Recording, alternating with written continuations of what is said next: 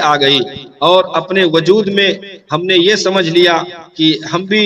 کسی کام کے ہیں اور ہمیں اپنا نام معاذ اللہ پیدا کرنا چاہیے، یا ہمیں ریاکاری کا شائبہ ہمارے دماغ میں آ گیا، تو یاد رکھو اپنے نام کو بڑھانے کی کوشش کرنے والے کو مٹا دیا جاتا ہے، کیونکہ ہم اپنی شہنشاہیت نہیں قائم کر سکتے ہیں۔ ہم اپنے آپ کو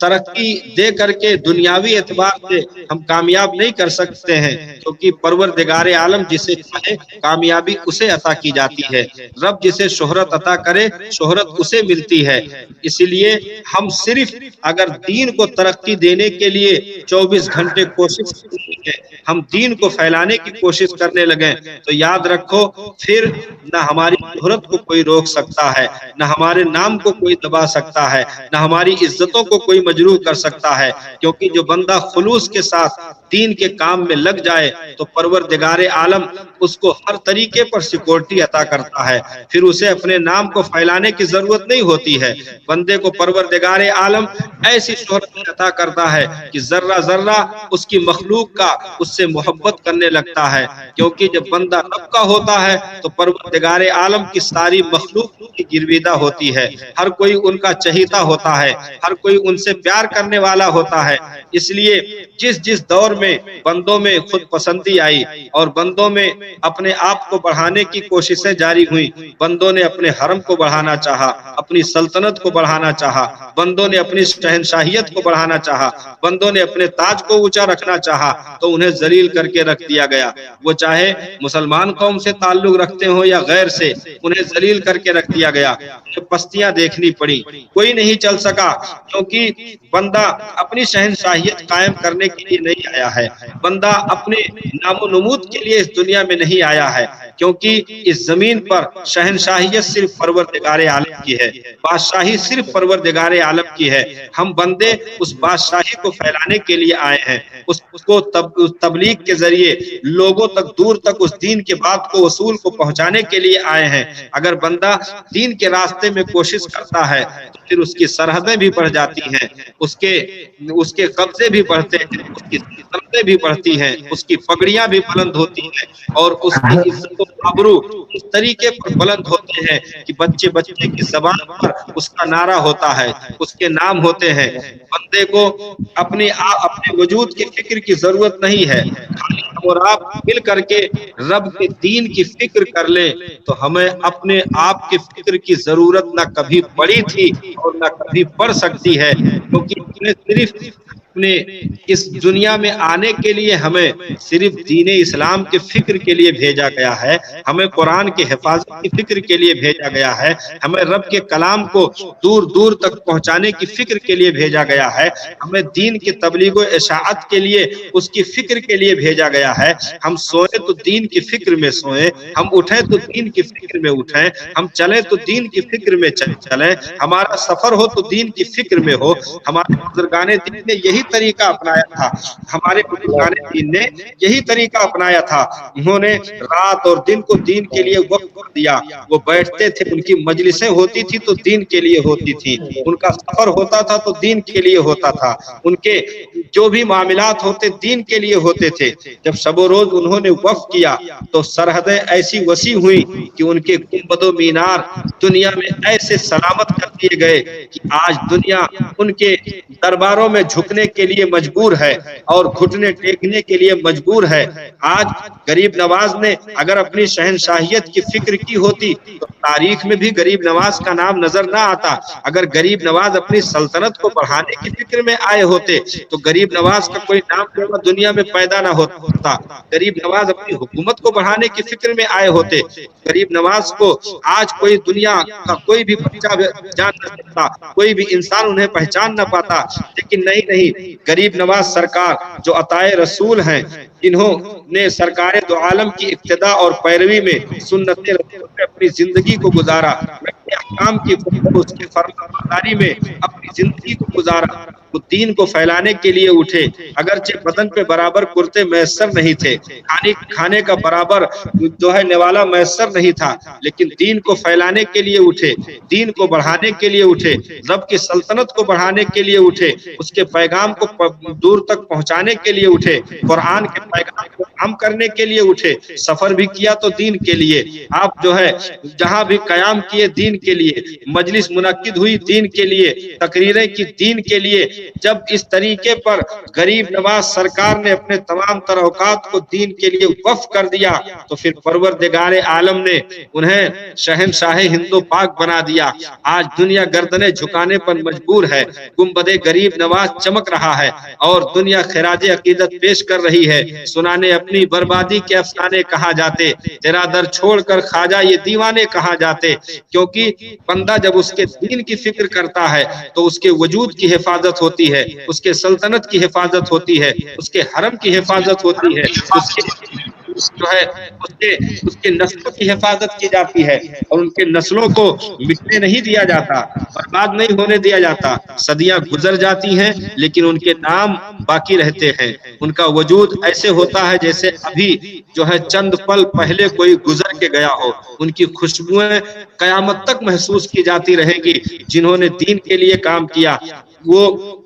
چاہے صدیق اکبر کی مقدس ذات ہو، انہوں نے اگر نبی کی دنیا سے رخصت ہونے کے بعد، ظاہری طور پر نبی کے وصال فرمانے کے بعد اگر صدیق اکبر نے مسند کو سنبھالا تو صدیق اکبر نے راتوں دن دین کے لیے وقف کر دیا۔ وہ اپنی نسل کو نہیں بڑھا رہے تھے، اپنی پیری مریدی کو نہیں بڑھا رہے تھے،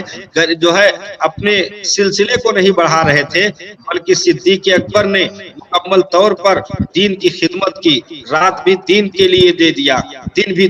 دین کے لیے دے دیا، اپنے تمام اوقات دین کے لیے وقف کر دیے۔ تو صرف نام ہی نہیں صاحب، بلکہ قدم رسول میں صدیق اکبر کو جگہ ملتی ہے اور دنیا آج سلامی پیش کرتی ہے، اور صدیق اکبر خلیفہ اول کا ذکر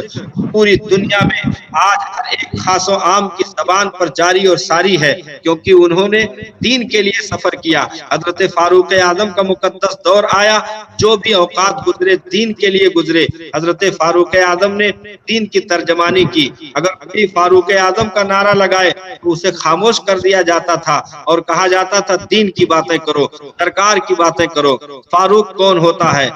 تو اپنے وجود میں اس کی اپنی کوئی شناخت نہیں تھی۔ خطاب کا بیٹا تو 5 اونٹوں کو بھی قطار میں کھڑا کرنے کے قابل نہیں تھا۔ یہ تو دین کا دامن نصیب ہوا، مصطفیٰ جان رحمت کے چادر تطہیر کا سایہ نصیب ہوا، جس کی وجہ سے خطاب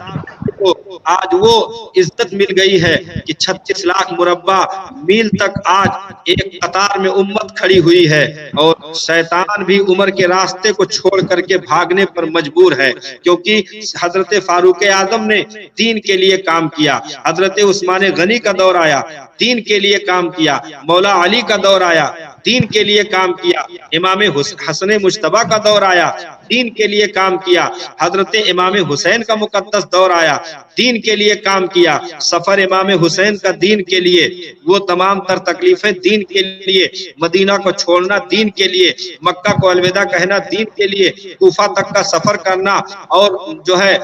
میدان کارزار میں پہنچ جانا، اپنے جانثاروں کو قربان کر دینا، یہ تمام تر کربلا کے دار پر اترنے سے لے کر کے شہادت امام علی مقام تک، یہ تمام تر کارنامے دین کے لیے تھے۔ تو پروردگار عالم نے امام حسین کے صرف نام کو ہی نہیں باقی رکھا، ان کے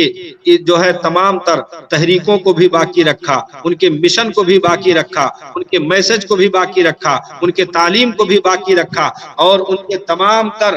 وجود سے نکلنے والے جو بھی دین کے تبلیغ اشاعت کے لیے تھے، وہ تمام تر چیزیں آج موجود ہیں۔ جو سلطنت کے لیے نکلے تھے، وہ یزید ہیرے جواہرات کے لیے نکلے، یزیدی ہیرے جواہرات کے لیے نکلے، تخت و تاج کے لیے نکلے، اپنے نام کو بڑھانے کے لیے نکلے، شہنشاہیت بڑھانے کے لیے نکلے، اپنی نسل باقی رکھنے کے لیے نکلے، اپنے وجود کو باقی رکھنے کے لیے نکلے۔ تو کیا ہوا؟ کربلا کی ریت میں دب کر کے رہ گئے، ان کی نسلیں بھی وہاں سے اٹھ نہ سکی، سب کو نیست و نابود کر کے رکھ دیا گیا۔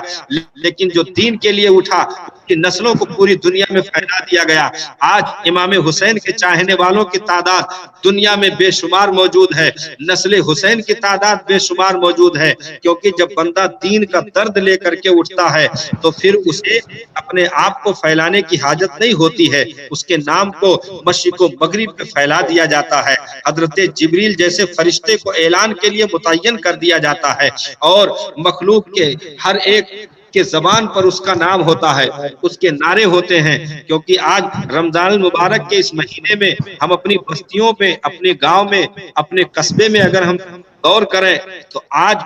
جو ہے 70% لوگ دین سے دور ہوتے نظر آ رہے ہیں. آج گھر گھر میں اگر 15 افراد ہیں تو 15 افراد ایک بھی سجدہ کرنے کے لیے راضی نہیں. آج اگر عوام کی یہ غلطی ہے، دین کو حاصل کرنے کے لیے جو علم تھا انہوں نے حاصل نہیں کیا، تعلیم سے وہ دور ہو گئے، عوام کی غلطی ہے. لیکن عوام سے کہیں زیادہ خواص کی بھی غلطیاں اس میں شامل ہیں کہ خواص نے حقیقت میں پردہ پوشی کی، جس کی بنیاد پر آج عوام صحیح میسج ہمارے مرکز سے نہیں پا رہی ہے. آج عوام صحیح طور پہ میسج ہمارے وجود سے نہیں حاصل کر پا رہی ہے. اس کی وجہ یہ ہوئی کہ ہمارے جو بزرگان دین، سلف صالحین اور جو مقدس ہستیاں گزری، انہوں نے جو دین کے لیے کام کیا تھا، جب وہ دنیا سے رخصت ہوئے، ان کی اولادوں کو بہت آسانی کے ساتھ وہ تخت نصیب ہو گیا، وہ مسندیں نصیب ہو گئیں. تو آج دین کے علاوہ دوسری چیزوں پر فوکس کر دیا گیا، جس کی وجہ سے آج بہت کم پیران اعظام جو ایسے ہیں جن کے کلیجوں میں دین کا درد موجود ہے. اور میں دعا کروں گا رمضان المبارک کے توسل کہ مولا ہر ایک پیر کے سینے میں دین کا درد عطا فرما اور دین کے لیے کام کرنے کی مولا توفیق عطا فرما. آج ہزاروں ہزار مریدین پیروں سے جڑے ہوئے ہیں، لیکن پیروں کے وجود سے آج مریدوں کے ہاتھ کیا آ رہا ہے؟ ایک ہنگامہ خیز نعرہ اور چند پھول پتیاں پھینک کر کے پھر میدان کو سونا کر دینا. اس کے بعد بستیوں میں کوئی خیریت پوچھنے والا نہیں ہے. آج سلسلے کو بڑھانے کی دوڑ لگی ہوئی ہے، آج مسندوں کو بڑھانے کی دوڑ لگی ہوئی ہے. آج ہمارے خانقاہ کے جو ہے ہمارے خانقاہ کی پگڑیاں زیادہ اونچی ہو جائیں، یہ ہر ایک کو فکر لگی ہوئی ہے. تو دین کا کام چھوٹ گیا، اپنی نسلوں کو بڑھانے کی فکر لگ گئی، جس کی وجہ سے آج ہمارے وجود اس طریقے پر متاثر ہوئے ہیں کہ دین تو ہم سے دور ہو گیا، ہم دین سے دور ہو گئے، نسلیں بھی بچ نہ سکی. اور یہاں تک کہ جن نسلوں میں مجدد جیسی ہستیاں آتی تھیں، جن نسلوں میں علم کے پہاڑ پیدا ہوا کرتے تھے، آج ان نسلوں میں معاذ اللہ انگوٹھا ٹیک نکل رہے ہیں. کیونکہ جب ہم دین کو چھوڑ کر کے صرف سلسلے کے پیچھے پڑ جائیں گے، صرف نسل کو بڑھانے کے پیچھے پڑ جائیں گے اور مریدوں کا حلقہ وسیع کرنے کے پیچھے پڑ جائیں گے کہ ہمارے مریدوں کا حلقہ زیادہ وسیع ہو، اور ایک پیر کے دربار میں بیٹھ کر کے چند جو ہے چاپلوسی کرنے والے مریدوں نے بیٹھ کر کے اگر پیر کی تعریف کی اور دوسرے خانقاہ کی برائی کی تو پیر نے اسے خاموشی سے سماعت کر لیا. یہ نہیں ہوا کہ اس کی زبان کو پکڑا جائے اور کہا جائے تو نے یہ بات کیسے کر دی. ارے ہمارے سلسلے الگ الگ ہو سکتے ہیں لیکن عقیدہ ہمارا ایک ہے، ہم سب ایمان والے ہیں، ہم سب کلمہ پڑھنے والے ہیں. اگر ایک خانقاہ میں دوسرے خانقاہ کی برائی ہو تو پیر کو فوراً اس کی گرفت کرنی چاہیے، نہ کہ مریدوں کی واہ واہی کر کے انہیں اور بڑھاوا دینا چاہیے. واہ واہی کرنے کے نتیجے میں آج چاپلوسوں کی تعداد زیادہ ہو گئی اور پیر کی تاریخ دینے کے لیے آج چاپلوسوں نے بیچ میں پڑھ کر کے عوام کے گردن کو کاٹنا شروع کر دیا، جس کے نتیجے میں معاملہ یہ ہوا پیر کو کم سمجھ پائے، لوگ چاپلوس کو زیادہ سمجھے اور اس چاپلوسوں نے مل کر کے پیر کو اس طریقے پر اونچی گدیوں پر بٹھا دیا کہ پیر نیچے اترنے کے لیے راضی نہ ہوئے. آج ہر خانقاہ سے بہت کم ایسے ہیں جن کا شمار کیا جائے، باقی اکثر اس میں آتے ہیں کہ ہر خانقاہ سے معاذ اللہ دین کا در اٹھتا جا رہا، صرف مریدوں کو پھیلانے اور اپنے خانقاہ کو روشن کرنے کی فکر لگی ہوئی ہے. دین کا درد ہمارے پیروں کے کلیجوں سے غائب ہوتا جا رہا. آج کوئی کسی کو سننے کے لیے راضی نہیں ہے. آج ہر پیر اپنی اپنی خانقاہ میں بیٹھ کر کے اپنے اپنے مریدوں کے حلقے میں اپنا ایک الگ نظریہ بنائے بیٹھا ہے، الگ عقیدہ بنائے بیٹھا ہے. چاہے وہ اشرفی کا معاملہ ہو، چاہے وہ رضوی کا معاملہ ہو، چاہے وہ چشتی کا معاملہ ہو، چاہے سہروردی کا معاملہ ہو، آج جتنی خانقاہیں ہیں سب الگ الگ اپنی گردنیں اٹھا کر کے اپنے طور پر جینے کی کوشش کر رہی ہیں. یاد رکھو ان چیزوں کے نظریے سے اگر جینے کی کوشش کی گئی تو نہ خانقاہ رہے گی، نہ خانقاہ والے رہیں گے، نہ پیر رہیں گے، نہ مرید رہیں گے. وجود سب کا مٹا کر کے رکھ دیا جائے گا. کاش کہ ایسا ہوتا کہ سب اکٹھا ہو کر کے اگرچہ الگ الگ جگہوں پر پیدا ہوئے تھے لیکن اکٹھا ہو کر کے ایک جھنڈے تلے کھڑے ہو کر کے قادری بھی آ کر کے نعرہ لگا رہا ہو، سہروردی بھی آ کر نعرہ لگا رہا ہو، چشتی بھی آ کر کے نعرہ لگا رہا ہو، ایک ہی صف میں سب کھڑے ہو کر کے اور مرکزیت کو مضبوط کر کے اگر آپ تمام پیران اعظام کھڑے ہو جائیں، ہر ایک کے پاس ہزاروں ہزار مریدوں کی تعداد موجود ہے، تو جو حکم ہوگا وہ پھر پیارے درد دل کے ساتھ وہ حکم ملے گا کہ پھر رمضان کی بھی بے حرمتیاں نہیں ہوں گی، تراویح کی بھی بے حرمتیاں نہیں ہوں گی، مسجدوں کی بھی بے حرمتیاں نہیں ہوں گی۔ ہمیں اور آپ کو سمجھنے کی ضرورت ہے، آج بہت کم طور پر لوگ قریب ہوتے ہیں اور دین کا درد سمجھ پاتے ہیں، دین کے لیے تکلیفیں اٹھانے کے لیے راضی ہوتے ہیں، دین کی تبلیغ و اشاعت کرنے کے لیے قدم اٹھاتے ہیں۔ بہت کم ایسے لوگ مل رہے ہیں، کاش کہ ہمیں اپنی نسلوں میں اس تحریک کو پیدا کرنے کا موقع ملتا اور ہمیں پیران اعظام سے صحیح طور پر فیض حاصل کرنے کا موقع ملتا اور پیران اعظام صحیح طور پر مریدوں کو سمجھ کر کے اور ان تک دین پہنچانے کی کوشش کرتے۔ یاد رکھو، جس دن پیروں نے دین پہنچانا شروع کر دیا، سلسلہ خود بخود پہنچ جائے گا، اس کے خاندان خود بخود روشن ہو جائیں گے۔ کیونکہ ہم جب پرانی مسندوں کو دیکھتے ہیں، وہ چاہے بارہرہ کی مسند ہو، چاہے وہ بریلی کی مسند ہو، چاہے وہ اور مقدس ہستیوں کی مسندیں ہوں، ان مقدس ہستیوں نے اپنے اپنے دور میں نہ اپنے جو ہے سلسلے کو پھیلانے کی کوشش کی، نہ انہوں نے اپنی نسلوں کو پھیلانے کی کوشش کی، بلکہ درد دل کے ساتھ کام کرتے رہے۔ رات و دن تصنیف پر تصنیف کتابیں ریلیز ہوتی رہیں اور دین کے لیے یہاں تک کہ جو ہے سعودیہ عربیہ میں جا کر کے ان مجاہدوں نے ان نجدیوں کے تماچے بھی کھائے اور ان کے تمام تر ظلموں کو برداشت بھی کیا۔ جب اس طریقے پر انہوں نے قربانیاں اور انہوں نے درد کے ساتھ دین کو پھیلانے کی کوشش کی، آج ان کا سلسلہ بھی چل رہا ہے، ان کا نام بھی چل رہا ہے، ان کے جو ہے تمام تر مریدین اور متوسلین نام لیوا آج گلی کوچوں میں مل رہے ہیں۔ کیونکہ دین کے ساتھ اگر درد ہمارا جڑ جائے اور خالص دین کو پھیلانے کی اگر کوشش ہماری خانقاہوں سے شروع ہو جائے تو یاد رکھو، خانقاہیں جو ہے پیروں کے پھیلانے سے نہیں پھیلتی ہیں، رب جس خانقاہ کو وسعت عطا کرے وسعت ملتی ہے۔ جیسے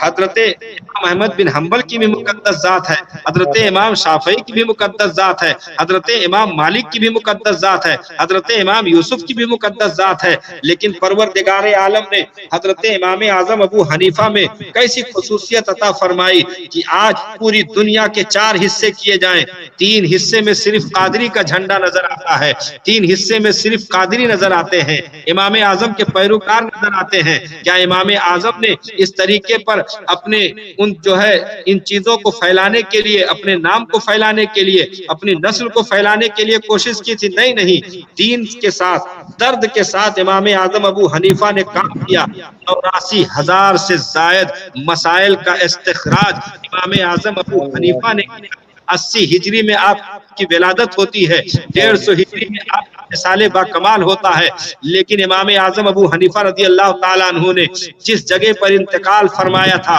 7,000 مرتبہ قرآن مجید مکمل فرمایا تھا۔ ہر رمضان میں 60 مرتبہ قرآن مجید کی تلاوت کمپلیٹ فرماتے تھے۔ اللہ تعالیٰ عنہ کے بیٹے کو تھا، تو آج پوری دنیا میں امام اعظم رضی اللہ تعالیٰ عنہ کے نام لیوا کثرت کے ساتھ موجود ہیں کہ جتنی کثرت کے ساتھ اور دوسروں کے نہیں دکھ رہے ہیں۔ اس طریقے پر ہمیں دین کو اپنے کلیجے میں صحیح معنوں میں بٹھا کر کے درد کے ساتھ دین کی تبلیغ کی ضرورت ہے۔ بہت کم پیران اعظام آج جو ہے دین کے ساتھ درد کے ساتھ جڑ کر کے دین کا کام کر رہے ہیں۔ اللہ تعالیٰ تمامی پیران اعظام کو دین کا درد عطا فرمائے اور جو بھی مرید ہو اس سے کم اتنا تو ضرور شرط رکھوایا جائے کہ میں تجھے اپنے حلقہ ارادت میں تو داخل کر لوں گا، لیکن یاد رکھنا نماز تجھ سے جو ہے چھوٹنے نہ پائے، سجدے سے تو جدا نہ ہونے پائے، پیشانی میں تجھے سجدے کی طرف رکھنی ہوگی۔ یا پہلے یہ کہا جائے کہ مرید بعد میں ہونا، پہلے 3 مہینے کم سے کم اپنے آپ کو نکھار کر کے اور اپنے آپ کو شریعت کا پابند بنا کر کے دکھا تو صحیح، پھر میں تجھے مرید کروں گا۔ جب اس طریقے پر آپ جو ہے دین کی تبلیغ و اشاعت کریں گے پیارے، تو پھر یاد رکھو مرید اگر 1000 بھی پیدا ہو گئے نا تو 1 لاکھ کی ضرورت نہیں پڑے گی، وہ 1000 جو اٹھیں گے ان کے ساتھ نسلیں اٹھیں گی تو وہ کئی ہزار پر غالب آئیں گے۔ اور آج ہمیں اور آپ کو ان مریدوں کو سنوارنے کے لیے توجہ نہیں ہوتی ہے۔ یہاں غریب نواز سرکار حضرت خواجہ عثمان ہارونی کے پاس پہنچتے ہیں، پہلے ہی مرید نہیں کر دیا گیا، اتنے وظیفے معین الدین اجمیری پورا کرو، پھر آئے دوسرے دن جا کر کے اتنے نوافل پورا کرو، پھر آئے کہا اتنا وظیفہ پھر جا کر کے پورا کرو۔ یہ تمام تر نکھار کر کے جب کامل بنا لیا تب اپنے سلسلے میں داخل کیا جا رہا ہے۔ آج ہمیں ہر ایک ایرے گہرے کو رومال پکڑانے کی ضرورت نہیں ہے، پہلے کم سے کم اسے نکھارا جائے اور پھر اس کے بعد اسے صحیح معنوں میں پیر کا گرویدہ بنایا جائے۔ اور واقعی جو کسی پیر کا دل کے ساتھ مرید ہو گیا، ایسے مجمع میں دوڑ کر رومال پکڑ کے بھاگ نہیں گیا تھا، بلکہ کسی کو درد کے ساتھ اس نے پیر اپنے دل کی اتھاہ گہرائیوں کے ساتھ تسلیم کر لیا، تو پھر یاد رکھیں اس کا قدم بھی پیر کے قدم کے مطابق اٹھے گا، اس کی سوچ بھی پیر کے سوچ کے مطابق ہوگی، اس کی نگاہیں بھی پیر کی نگاہوں کی عکاسی کر رہی ہوگی۔ اس کا وجود جب اٹھے گا تو کوئی یہ نہیں کہے گا کہ فلاں مرید جا رہا ہے، بلکہ کہے گا ٹھہر جا، لگتا ہے فلاں پیر کی جلوہ گری ہو گئی ہے، کیونکہ اس میں مرید نہیں بلکہ پیر کا مکمل جلوہ نظر آ رہا ہے۔ حضرت خواجہ قطب الدین بختیار کاکی مرید ہوئے تھے تو مرید کر کے انہوں نے ثابت کر دیا کہ غریب نواز کا جلوہ قطب الدین کے وجود میں نظر آ رہا ہے۔ اس طریقے پر ہمیں اور آپ کو دین کا درد اپنے کلیجے میں بٹھانے کی ضرورت ہے۔ آج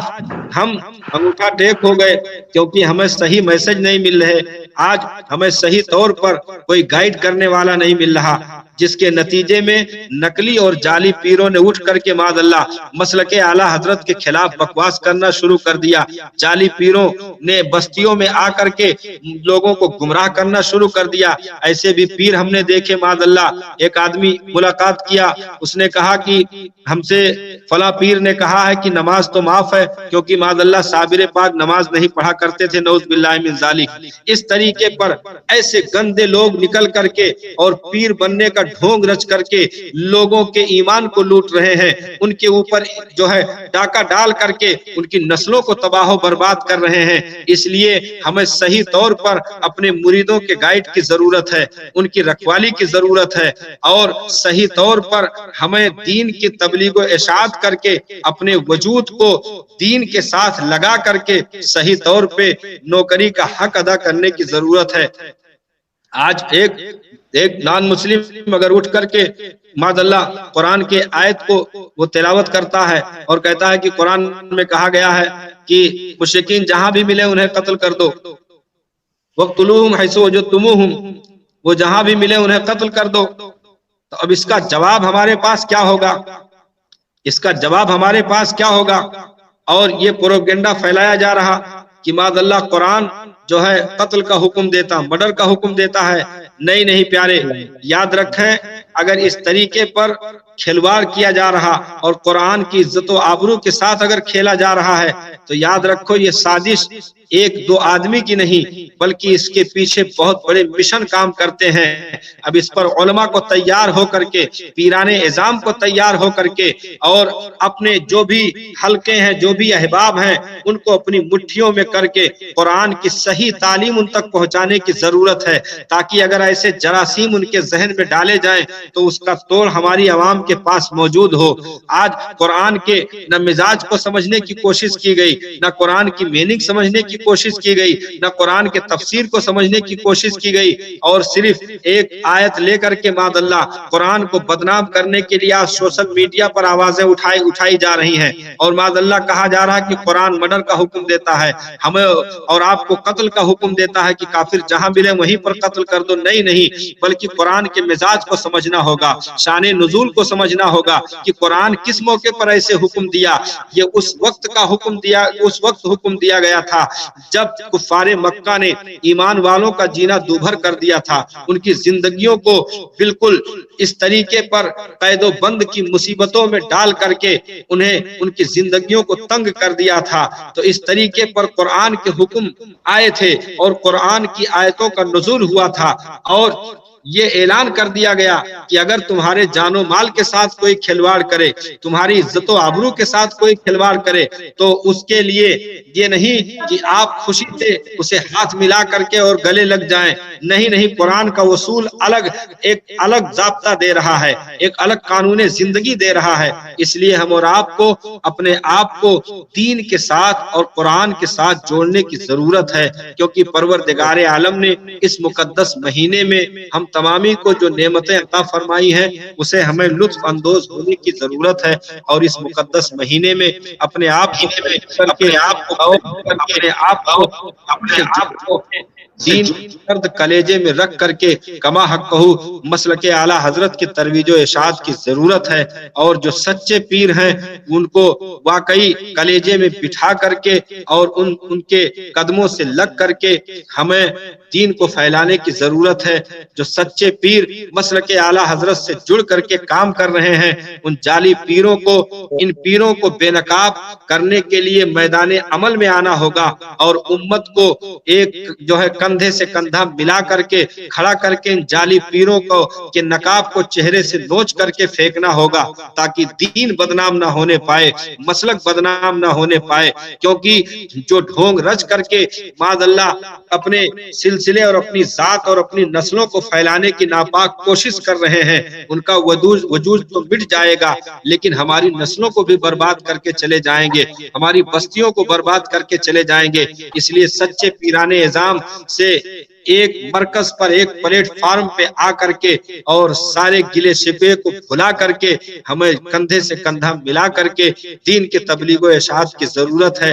آج اگر 70% لوگ بعد اللہ اس مبارک مہینے میں روزہ نہیں رکھ رہے ہیں، تو جہاں عوام کی غلطیاں ہیں وہیں پر خواص بھی اس میں شامل ہیں۔ ہمیں توجہ کی ضرورت ہے، ہمیں ہر ایک فرد سے ملنے کی ضرورت ہے، اور درد کے ساتھ دین کو پہنچانے کی ضرورت ہے، کیونکہ پروردگار عالم نے ہمیں اس زمین پر امر بالمعروف و نہی عن المنکر ہی کے لیے اس زمین پر اتارا ہے۔ پروردگار عالم نے ہم تمامی کو اس مبارک مہینے میں جو اصول اور ضابطہ دیا ہے، ہم اس پر قائم رہ کر اس مہینے کی قدر کریں، اس کی عزت و تکریم کریں، اور پروردگار عالم کی بارگاہ میں دعا کریں کہ اے پروردگار عالم ہمیں رمضان المبارک کی برکتوں اور رحمتوں سے مکمل طور پہ مالا مال فرما۔ اس میں جہاں روزانہ گنہگاروں کی بخشش کا اعلان ہوتا ہے، مغفرت کا اعلان ہوتا ہے، مولا ان بخشے جانے والوں میں ہم گنہگاروں کو بھی شامل فرما، اور ہم تمامی کو